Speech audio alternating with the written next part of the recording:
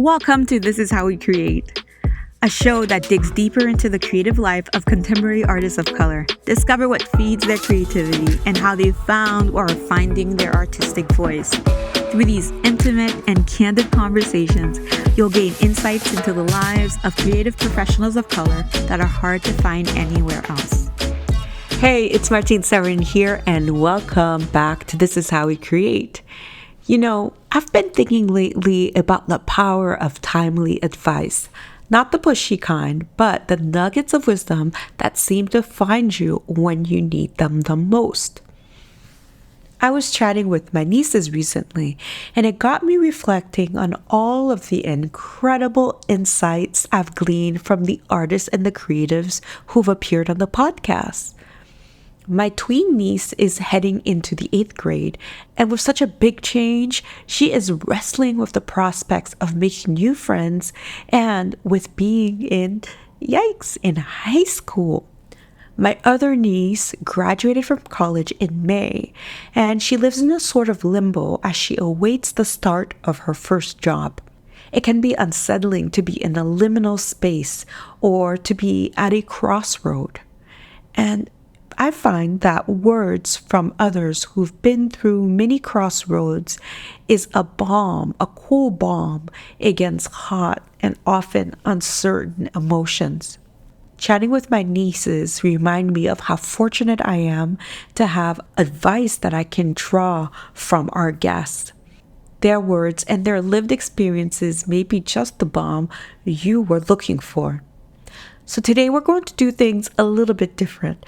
I've invited not one, not two, but 3 amazing creators to share their advice with you.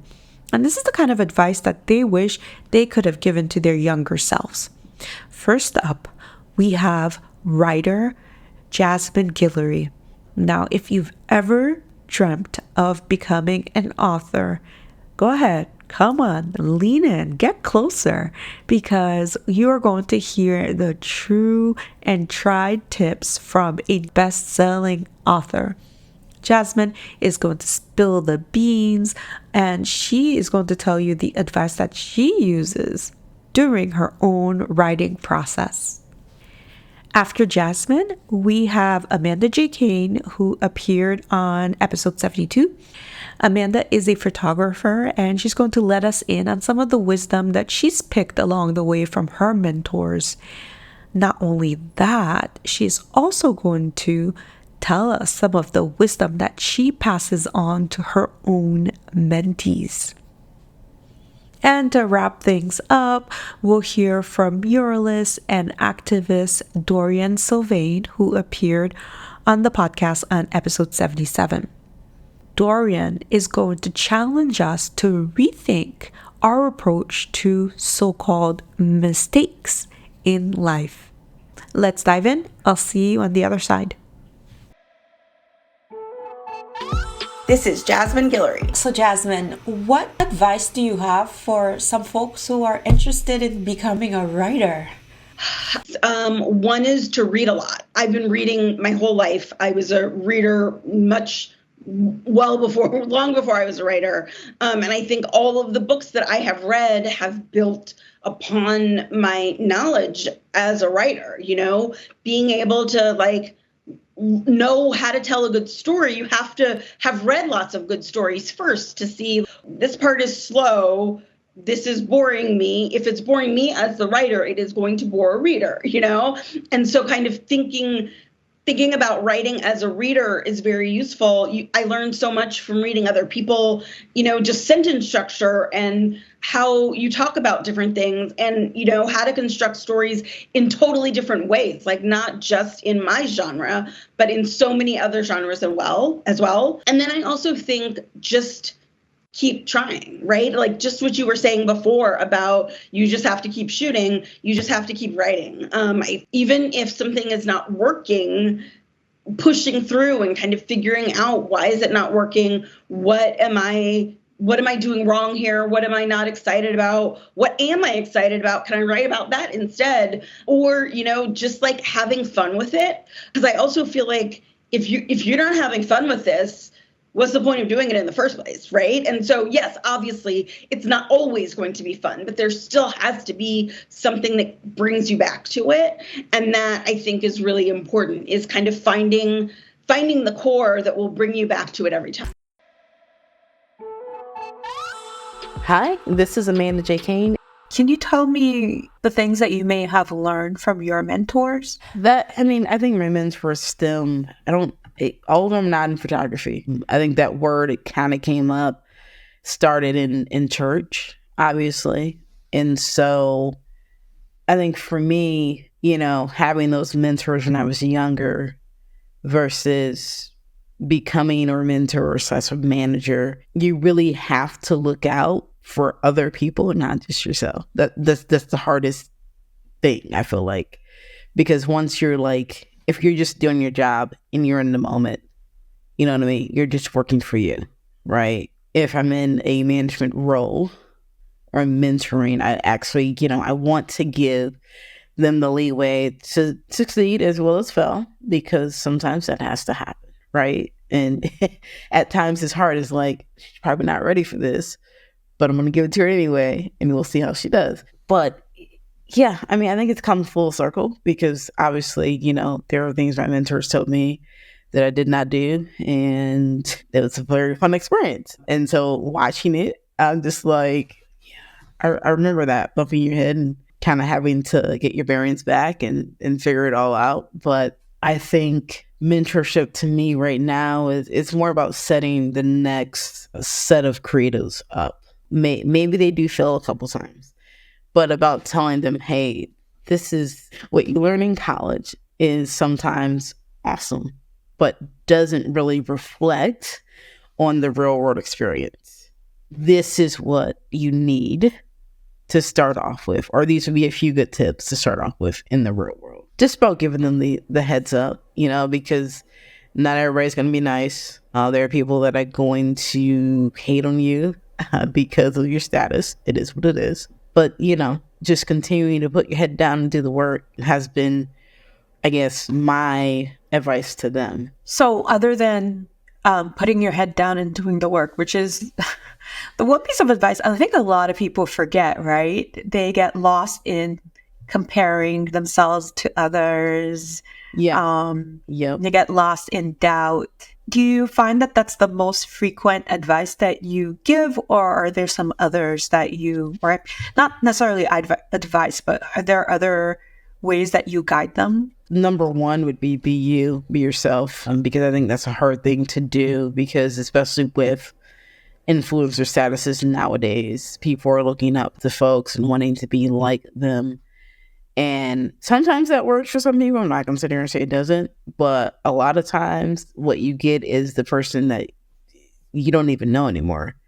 So, being able to be authentic is also a big one to me. Like, just seeking authenticity is my biggest thing, because not trying to be fake.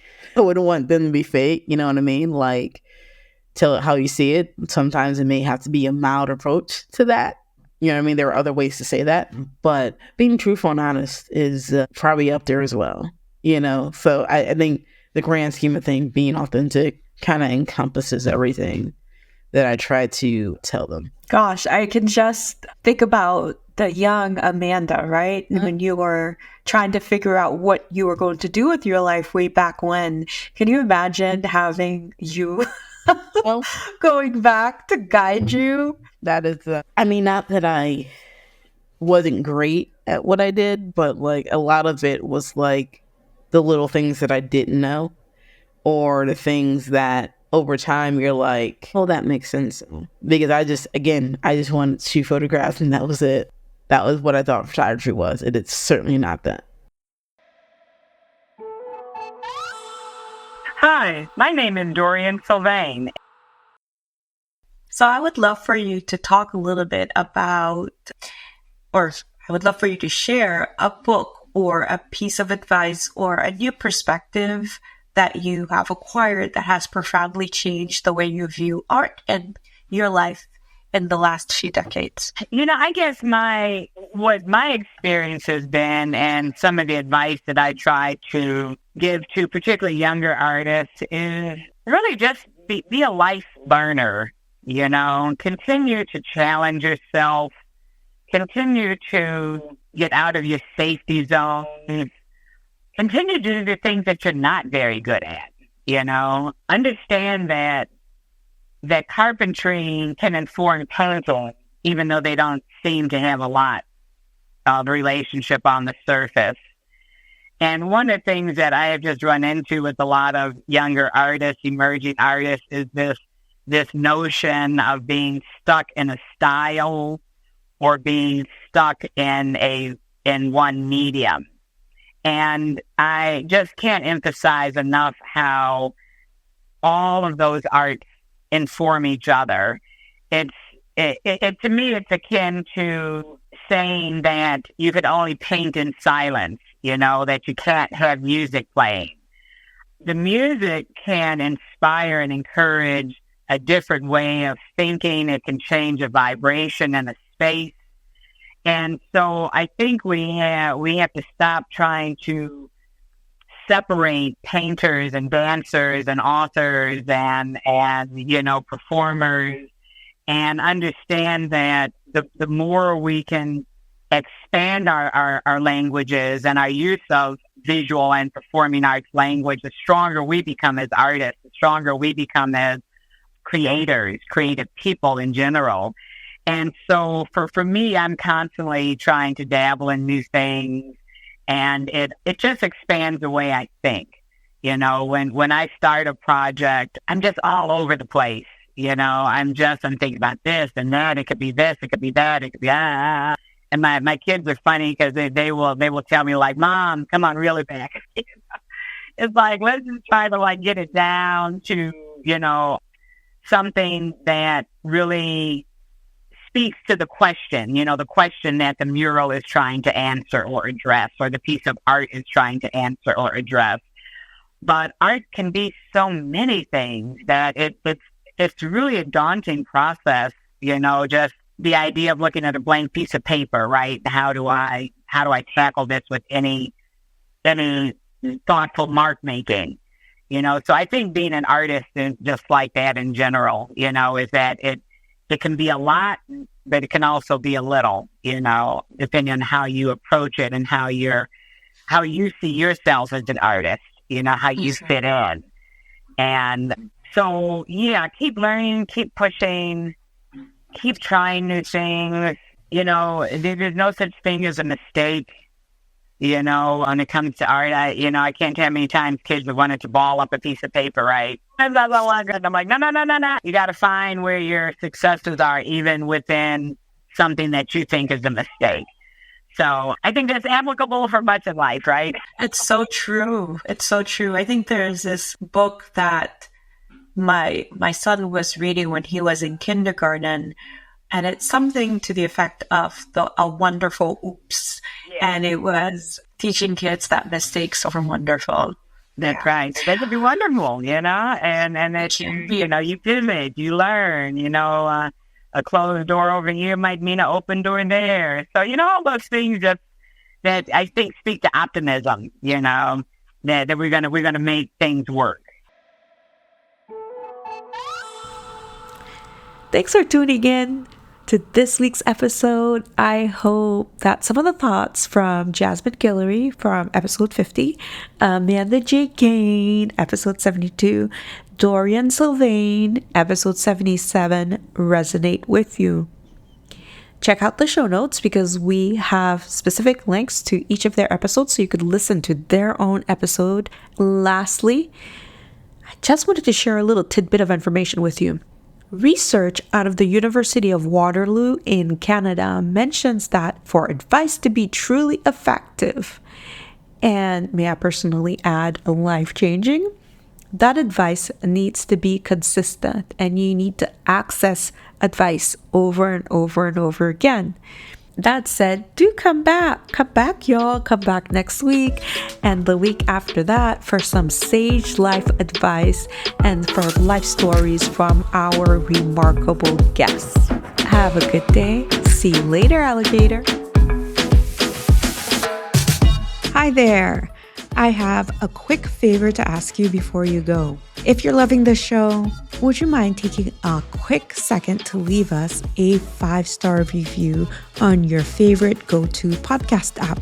Here's the thing. Those reviews are like magic fairy dust.